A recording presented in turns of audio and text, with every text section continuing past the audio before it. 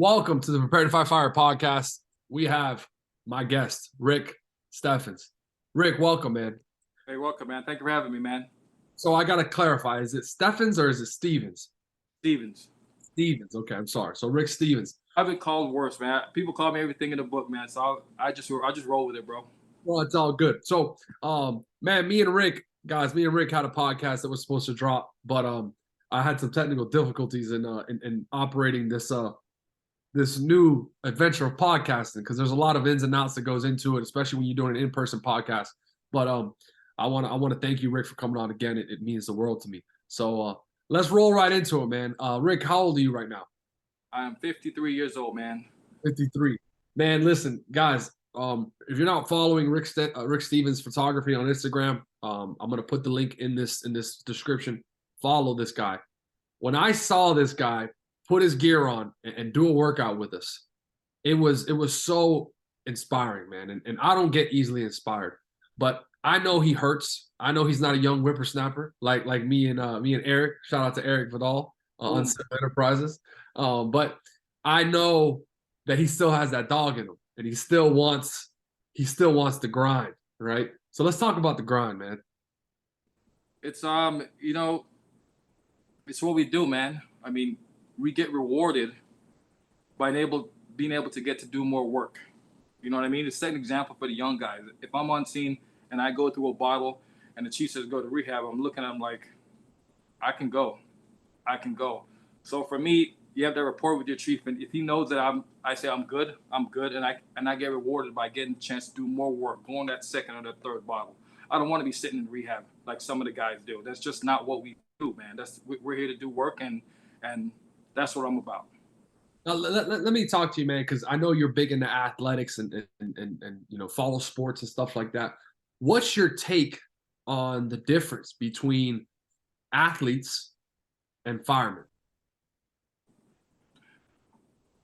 They rehearse, they practice, they have a game plan coming in. I mean, we kind of do, but we don't. We have to be ready.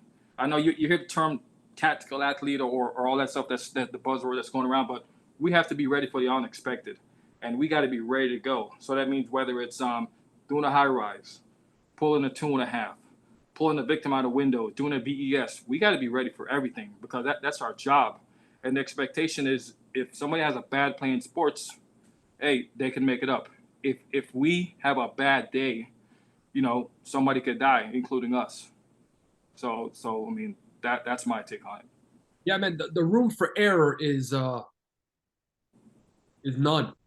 I mean, it really is. It's you have to be harsh that way, because yes, at the end of the day, whoever wins or loses a Super Bowl, there's going to be another Super Bowl, right? There may not be another chance for this victim. There may not be another chance to save that unit on the 20th floor, right? This might be the only chance. There may not be another cut to make on the extrication. And if you completely blow out that A or B post, you might not be able to do the technique that's the fastest to remove the victim, right? So I took a class recently, and I took so many takeaways from it. But we think as firefighters that plan A is always going to work, right? Oh, I got a plan, right? You got a plan. That's fine. Have a plan. But you need to have the skill set and the mindset to pivot, because things are going to go south, and it's going to be harder than you think. I told someone the other day, we did a drill, and he goes, I didn't think it was that hard. And I said, I hope that's a takeaway and lesson from this drill. And I hope you apply this the rest of your career. Always assume it's going to be harder than what you think. That way, when it comes and it slaps you in the mouth, you're able to get your mind right and understand it's time to go to work, right? Yeah, flexible, man. You got to be ready to go, and you got to be able to switch it on a dime. Just because what I seen on us rolling up in the truck might not be the same thing once I pull that hose line and force that door. A few minutes later, things can change, and then you hear something on the report that, hey, you got victims trapped, you got this going on. I mean, you got to be ready to go. You got to be able to adapt on the fly. Yeah, I mean, and audibles. You got to be ready for a bunch of audibles. You got to realize too that the rate or mayday the mayday that's called is usually called within the first 15, 20 minutes. So you've got units, usually, at least here in Florida, South Florida to be exact, I know Miami-Dade is similar. We don't have a RIT team hanging out in the front yard. We've got units operating, right? We got lines being stretched, ladders being thrown, people taking the roof. You've got command being set. You've got interior command. You've got all these things moving, primary, secondary. We're clearing other rooms. And then boom, we got a down firefighter, right? Now, somebody's getting assigned that task. And that somebody is not going to be someone fresh, right? And if we don't rehearse, like you talked about, let's go back into rehearsing. If we don't rehearse, if we don't have a plan, right? Because I don't want people to think that I don't believe in having plans. I do. Just have multiple plans, because plan A usually doesn't work. All right. Plan A is the perfect day scenario, right? Perfect day. You got the best people in the best positions to execute that plan. And as athletes, you look at an NFL, NBA, MLB, soccer. It doesn't matter. Whatever roster you look at, no matter how bad the team is, they are elite athletes, the entire team.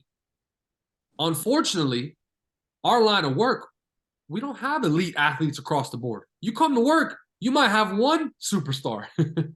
you don't have, I mean, it's just the truth. The matter of the fact, you don't have a roster full of superstars. So you need to understand that, one, it's going to be harder than it looks and harder than you think. And two, like you said, you got to be able to call audibles. Going back to RIT, because that's my thing. I was involved in a situation where it was a close call for me, and that made me realize that, hey, we need to do better. And when we do RIT drills, some of the instructors would be like, these guys aren't doing well. They aren't doing as well as we like. We need to make it easier. And I'm like, no, I'm okay with making it harder, because when it comes time to perform in that situation, you're not going to have time to think. People do these hasty harnesses and they want to do this and they want to get fancy. You're not going to have time to do shit, because when I had my little situation, there was no time to think. It was just 1 minute to the next. And I was like, holy shit. In my mind, I'm like, is this how it ends? I was like, and then I finally snapped back out of it. I had a moment of weakness, and I was just like, no, we're going to fight through this shit. And when we do RIT drills, it all starts in training, man. You just gotta. I want guys to know how to use the bag, connect the bag in zero visibility, know every aspect of the bag. When I train and I do my RIT classes, we don't use dummies. I think dummies are garbage. You got to use a real person. I've been the victim myself, and I don't give these guys an inch, because when I found a victim, you think you're gonna rescue that victim and just pull them out. The skin came off, felt like somebody lathered that person up in Vaseline, and I was like, oh my God, and it whooped my butt. So I thought of different techniques of how we can move a victim, and a real body doesn't move like a dummy. Those things are garbage, and I try not to make it part of my drill. Yes, they're good to use at certain times, but you have to use a real victim. It doesn't move the same. Yeah, no, you spoke about so much, man, and I want to come back, if you don't mind sharing that story. I want to pick apart that story, that whatever happened to you, because I know there's going to be a lot of takeaways from it. But from the standpoint of training, absolutely. When we're talking about victim or firefighter removal, guys, listen, it really is a travesty and a disservice that our departments and our fire service is training us to think that it's going to be 1, 2, 3, go. That's not how it's going to work, guys. The average American is 250 pounds. They're not going to have clothes on. They're going to be perspirating, or I can't say the word right, but they're going to be sweaty, right? They're going to be in a bad position, usually face down in a corner somewhere, right? And at the end of the day, we've got to worry about conditions. We forget about that, Rick. I took this class in Indiana. Shout out to Fire Department Training Network, where mastering the basics is what they live by, right? And Rick, you got to get up there, man, with your guys. It is unbelievable. Best hands-on training I've ever experienced. I only have almost 10 years on, so I don't have much, but I'm telling you right now, Rick. And the only thing that really stood out to me about the training, two things: the instructors and the conditions. All right? The conditions really show you what your skill set is. Right? When it's hot and we've got a situation, primary search, extinguishment, down firefighter, ventilator search, right? Ventilation, whatever the case may be, you really see what works and what doesn't. Everybody's got a tool. Everybody's got this technique, that technique. Listen, when it's hot and you can't be but 6 to 10 inches above the floor, and people think I'm dramatic. Guys, this is real life. This is realistic. And people, and then you have the naysayers. Well, there's nobody alive in those conditions. Oh, okay. All right. You know, now you're God, right? That's what I tell them. But that's besides the point. That's a whole other rant. At the end of the day, when you're operating in conditions, that's a completely different evolution than what you're trained on in fire school, than what you're trained on in the academy, and what you train on at the station, right? That's just understanding the mechanics of what we're going to do. But then, right, when we employ these skill sets in real conditions, it gets real. Communication becomes a problem. People start yelling. You get frustrated. Things aren't working, right? Now your plan A, B, and C are out the window. Now what, right? Now you got to figure it out. And you said something that I want to really harp on. You said that you had a weak moment. And I want everybody listening to know, and I know you can attest to this, we as firefighters are human. We're emotional creatures innate. Understand you will have those weak moments. And in those moments, I really encourage everyone to stop, take a breath, and remember that you're a firefighter. Remember, you're not average. And that it's your job to figure things out and make the situation better. We don't panic. We don't scream. We don't show emotion on scene. We're not frantic, right? That's not our job. And in a moment where we're affected, because usually other people are affected, but when we're talking about, something like calling a mayday, we're in trouble.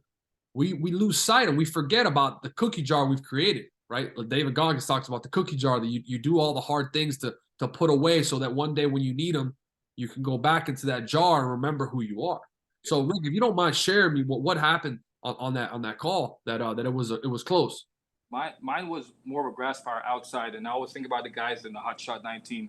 It was big grass fire, wind. The first thing you step out of a truck and you feel some strong wind, you know that, hey, that's definitely a red flag. We got a call from our chief. Hey, we got an engine stuck in the grass in the fields. Need you guys to go and get them. So we're like, all right, we're gonna go get these guys. So I'm on engine 9, engine 37 was stuck. We pulled up nose to nose with those guys. We came off the dirt road, and you don't take an engine off a dirt road. They end up getting sunk in the mud. So we're like, how are we gonna get these guys out? How are we gonna get these guys out? We get the chains, extrication chains. We hooked up to the bumper, and we're trying to pull them out. We couldn't get them anywhere. We started dumping the water on their tanks to finally get the engine light enough to be able to get out. And we have air rescue on top of us, and they're like, hey, a wall of fire is coming at you guys. And mind you, some Malalukas, you know how they burn. They were coming. And when people say you hear when they talk about like a thunder or a train coming, that's the way it was. I mean, flames were like 30, 40 feet in the air. Couldn't see shit, smoke. We finally get those guys out, and they drive past us because we were nose to nose, and they drive past us. And a wall of flame was coming. I mean, it was getting hot in the trunk. We actually literally jumped on air, and I was a rookie. I didn't know what to do. And like things were happening so fast. It was like on sensory overload. It was like, holy shit, what's going on here? And then finally, I plug in on air. I was going to get out of the truck and run. Me thinking I was going to outrun a wall of flames. And air rescues on top of us. Hey, you guys are about to get overrun. We're about to do a drop on top of you guys. And then the engine shuts off. Smoke and engine, that's not going to be a good mix. And in my head, I was just like, we're screwed at this point, because I felt it getting hot in the truck with my gear on. And finally, it cranked back up. We start reversing, and then we hit a wall. Lucky nothing didn't happen to us, but we're able to get out of there. And for a second there, I was just like, holy shit. And then it was just like, you kind of felt helpless, because, in a structure fire or in a house, kind of have options. I could breach a wall, I could jump through a window, I could do this. But when there's a field and there's a wall of flames coming at you, it's one of those where you're like, yeah, I have no control of this. It's just this might happen. You have a small moment of weakness in your mind, like you say, damn, I'm gonna die. This is how it ends. And things happen so fast at that time that I still don't even remember all the details of the story. And it took a while when I went and spoke to my captain and the driver and my partner in the truck, and I asked him, hey, Do you guys remember what happened? Because I felt that I didn't remember everything. And when I spoke to those guys, they remembered less than me. So it was just one of those things where I was just like, holy shit. You know, things like when people say, you're going to have time to do this, you're going to have time to do that. Even though I just spoke about it there, that happened in a matter of seconds, man. It was just so quick that, you know, you're not going to have time to do shit. And that's just it. Statistics show raid operations are primarily conducted by interior working crews, right? So the majority of rescues, first of all, is self-rescue. Second of all is interior working crews, and then third is a RIT team, which I think is below 15% of the maydays that are called that are rescued by the RIT team. And those numbers increase even more when you talk about how many crews it took to actually retrieve the downed firefighter. I think it's 10 plus crews. So a minimum of 3 firefighters on a crew, that's 30 firefighters for one. But besides that, you got to realize, like you just said, you're going to be inside working, stretching, searching. All of a sudden, mayday, mayday, mayday, right? You hear the pass. Now you're being reassigned. And like you said, calling an audible and understanding that there's not going to be time to do all of this nonsense. Now, that doesn't go to say that techniques don't work, that equipment and tools aren't useful. Of course they are, right? But when conditions get worse and we lose our ability to do normal things in a normal setting, the basics, right? And I sound like what I just came from. These guys up there, Rick, they were amazing, really, really salty veteran guys. But they really, they don't miss the boat. The basics will never fail you, right? And we want to get so carried away on all of this nonsense, but we're not mastering the basics, right? So in your career, what do you think? What do you think you've seen that we could do better as far as reverting to doing less and being better at the basics? Listen, man, I don't think I could really say anything other than what you just said or what they're preaching, because we have what we call back to the basics drill. You know, everybody wants to do high speed shit, but if you master the basics, I'm telling you, you'll be more successful, because we have guys coming in with XYZ tool, or they saw this on the internet, and you just watch them, because I'm in the drill with them, and I'm watching these guys trying to figure out what they're gonna do.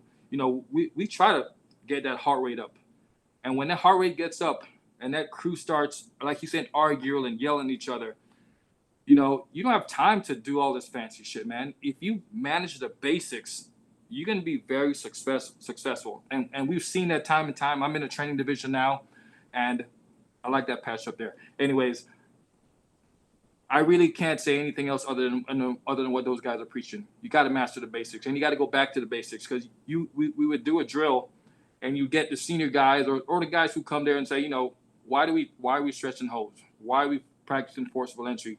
And then they give you this look like, I've done this drill 1,000 times. All right, do me a favor, just humor me. Let's just go through it. If you do it, you'll be out of here, no problem. And then you watch them, and in your mind, you just look at them like, yeah, you've done this 1,000 times. Why are we doing this basic shit? And you just showed me that you can't do basic shit. So it's just one of those things, man. You just sit back and you just look at these guys and just say, hey, guys, you know, you're not going to try to embarrass anybody, but this is why we do the basics, because this is what works. And this, in a high stressful situation, this is what's going to work. Absolutely, man. Absolutely. So I want to transition. I got a couple things I want to talk to you about, but first, I want to talk about. And if you're not watching this on YouTube, I pulled back and I pulled the patch that my brother here gave me. So let's talk about this right here. What did this? How did this originate? And what is the spear forward patch from Miami-Dade training stand for? Tip of the spear, man. It all starts in. It starts at we're the tip of the spear. We get you ready from the time you become a recruit to the time you become a firefighter, and it just doesn't end when you get off probation. You have to be about it your entire career, because we know guys that they get on the job or they get off probation and they pretty much lose sight of why they got the job. And you know, I can't speak on everybody, but we want to change the mindset. We want to change the culture. I mean, we already had the culture with certain battalions, but we want to make sure that everybody's able to do their job. And it all starts with us in training, the tip of the spear. And the 5 stars, it just represents all the 5 divisions of training, you know, driver training, technical rescue, hazmat, all the training divisions in our under our purview. That's awesome, man. That's what we need, right? We need to understand that our department's training division is paramount to our organization's success, right? And true success, not just ISO ratings and this and that. And no, I'm talking about the level of service that we're delivering when shit goes south, when somebody's worst day, and we're able to show up and employ the basics at a very high level and be true professionals. So I want to ask you your opinion on what your take on is a versus a firefighter who is an employee versus a professional firefighter. What's your take on that? Man, coming to work, physically fit, being on time, relieving your partner. Don't be this. Our shift changes at 7 o'clock. Don't come rolling in at 6:55. Checking out your truck, having your gear ready. Make sure everything is good to go. Checking out your tank, doing your station duties, doing your training, just doing the right thing. You know, I'm a medic. You know, people don't. We always want to be badass firemen and go to blazing fires, but you know, we have to be able to perform medically. Sometimes it's just not even given drugs or the cardiac arrest where we get to use our medical skills. Even if it's just one of those, what we think is those not as serious calls, picking somebody up, picking up grandma because she's been sitting on the ground all night. Just those little routine calls. It might not be an emergency to us, but it's an emergency to them. And sometimes I catch myself saying, oh man, why we got to go on this call? Why we got to go on this alarm ringing? But those are the things that we have to do. Yeah, and you know what, man? Being a professional is not what you pick. It's a way of operating, right? You're a professional in all aspects, not just one. And I'm going to be honest with you. I'm not a hypocrite. I've had to catch myself because I've been known to go too far on one side or the other. And I've had people put me in my place and say, hey, hold on a second, man. Listen, your job title is more than just being a big fireman. Like, we have other things to do here, right? And now I try to adopt my lifestyle with the mantra of always do the right thing, right? Someone asked me the other day, man, hey, what, you staying out of trouble? That's what they said. He said, you staying out of trouble? And I said, listen, man, I can't get in trouble if I always do the right thing. And if I do get in trouble, I'm okay. I'm okay with it because it was the right thing, right? So, and I get away. I had a mentor of mine. I always asked him, man, what's the, before I left, I worked for him for 3-4 years in Ocala, and I always asked him, hey, you know, what's the best advice you could give me, man? I'm leaving. I'm not going to have you anymore. And, you know, what I mean by not having him anymore is not working under him, letting him guide me through my mistakes and pushing me to be the best I can be. And he said, just do the right thing. You do the right thing in every aspect, and you'll never be wrong, right? And something so simple, but I want everybody listening to hear that, man. It's doing the right thing is hard. Rick, talk to me about it, man. How hard is doing the right thing in this career? Man, if you have it, you have it. Sometimes if you don't, you don't. You know, I always did the right thing even before I got in the fire service. I mean, yeah, you can be taught to do the right thing, but it's just, I mean, it starts in the household, man, how you were raised, man. I don't know if I could put it any other way. You know, my mother always taught me to do the right thing because I know how hard she worked because I came here from Jamaica. I was born here. So she brought us up here and, you know, we came to the greatest country. And, you know, my grandmother used to say, I didn't bring you here to this country to be a piece of shit. You know, you got to work hard and you got to work hard and you got to do the right thing. So for me, it started from my grandmother and my mother instilling that in me. And it just transferred with me into the fire service because you always got to do the right thing. And like I said, man, I'm very grateful to be here and I love this place, man. Yeah, no, it really is a special thing. And the opportunity to do what we do is special. It's very special.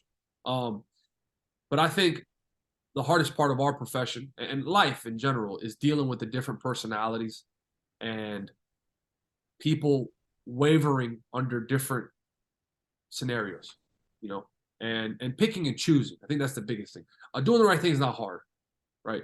I think doing the right thing with everything is hard, you know, and that's the biggest thing I've tried to really focus on is, you know, work ethic is work ethic. You have a good work ethic, that's doing the right thing, right?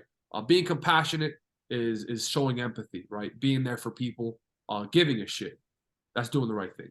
But it's more than that, right? Doing the right thing is more than that. Doing the right thing is doing something that's not going to benefit you, right? We live in a give and take world, right? Sometimes you just got to give, right? It'll come back, right? The karma always comes back. It always comes back.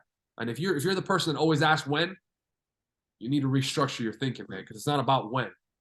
The when is not the question. The question should be why you're giving, right? And that's a true purpose. So I want to transition, man. One last thing before I let you go, because I got to talk to you about it with your experience in it is combat challenge. So you know, I've never really put my feet in the combat challenge world. I do know it's something that I want to do, but I know it takes a level of commitment that I can't give it right now, and I'm a guy that's never half in. So talk to me about your career in the combat challenge world, because it has been a career, man. You haven't been around a couple years now. So talk to me about it. What got you into it, and why do you still do it so many years later? Man, it keeps me in shape, man. It keeps me fit. I'm just a competitor, man. I've always been competitive all my life, and you know, there's a bunch of different competition or different skills that you can do, and I'm not bashing Klingon or any one of those other things. You're being judged, and it's subjective. You know what I mean? The thing with a combat challenge is your time is going to reflect the work you put in. There's no way to get past it. Either the time is going to tell you what good a shape you are or how much work you put in. There's nobody that's going to judge you.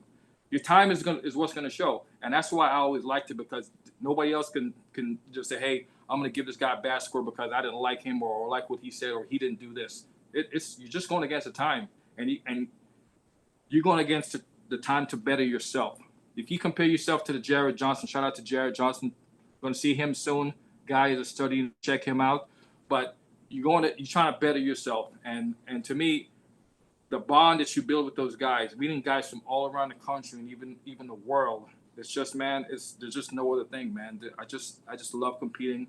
It keeps me in shape, and I just have that drive to always want to do better. Right. Well, and when you compete, you have to understand there's a toxic thing out there now with, oh, not everything's competition. No, everything is a competition, right? And your perspective on the competition is what makes it toxic or positive.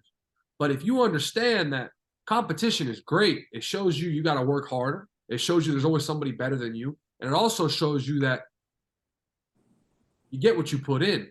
Then those are good takeaways to remove out of that.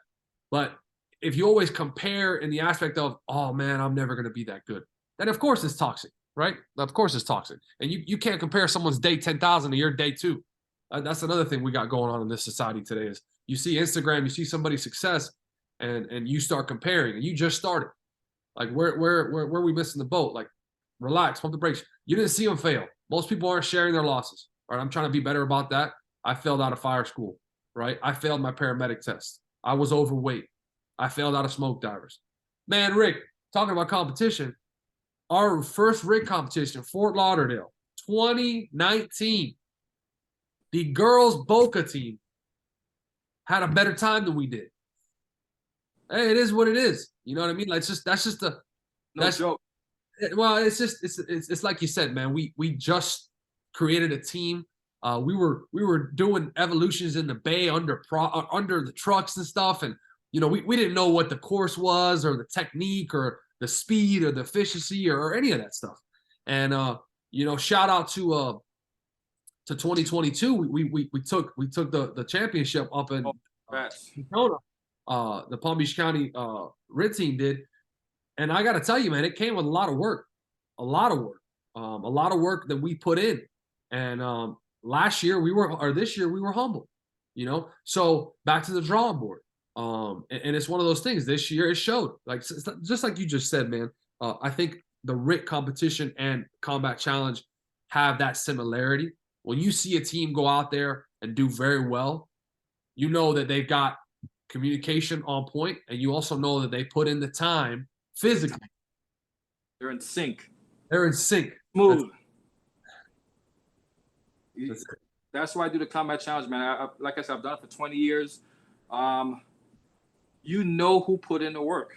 I mean, it's really that simple. Like, you're talking about being back to the basics. You can get all fancy. You can read this. You can do that. You can the latest thing. But at the end of the day, he who puts in the work and works the hardest and deserves it the most is going to be the winner. That's it, man. That's what it comes down to on that final day. The thing I like about the combat challenge is the world championship is coming up next in like 2 weeks, and the final 10 races of the day is the fastest guys in the world that are coming together, and the energy that's there at that moment in time when you're in the tent and you're masking up and you're getting ready to go. Dude, I'm getting just chill just thinking about it, man. That is friggin' like, it's like our Super Bowl, man. I love that shit. Absolutely, absolutely. You just said it, man. It's the energy, and it's energy through work, right? Like, these guys, and I think that's another problem we have in the fire service is guys just show up and think they're better than they are, right? Where in the combat challenge, these guys show up and there's so much energy because of how much work they put in. That's our Super Bowl, right? That's just now it's time to show what they got through the work they put in, right? Just like ultra running and running a long race, the race is a party, right? And I come to find that, man, I crossed my last finish line of my 100-mile race, and I was like, it finally clicked. Like, it's not the destination is not the purpose. It's the journey that's the purpose, you know? So Rick, man, one last thing. If you could meet yourself day one walking into the fire department back at Deerfield, green as ever. I think we were all, even I still am, a little timid, shy, and you know, just green. What would you tell yourself? Man, just learn as much as you can. Find a right person or mentor or a good group of guys that can show you the way, because even though you think you know a little something when you get out of the academy, you don't know jack. And you just got to find the right group of guys, find the right mentors. And again, you got to put in the time, because nobody was ever born knowing how to run a high-rise operation or how to do a big warehouse fire. Those are all things that you're going to learn through experience, man. And you just got to humble yourself. Listen to those guys when they tell the stories at the dinner table. Read post-incident analysis. You know, log on to that NIOSH and read those NIOSH reports and read those line of duty deaths and find out what happened, because there's a NIOSH 5 that's pretty much in every single incident or line of duty death. But even before reading those NIOSH reports, you know, I wish there was something that promoted good calls that happened, because we always want to talk about the negative. We got to promote the things that went right on the scene. And definitely, I don't want to read a NIOSH report. I want to read what happened that prevented a line of duty death. So we always got to, you know, support each other, find the right group of guys, train, put the time in, because you got to put the time in, and you got to be good, because it's hard just being a good fireman.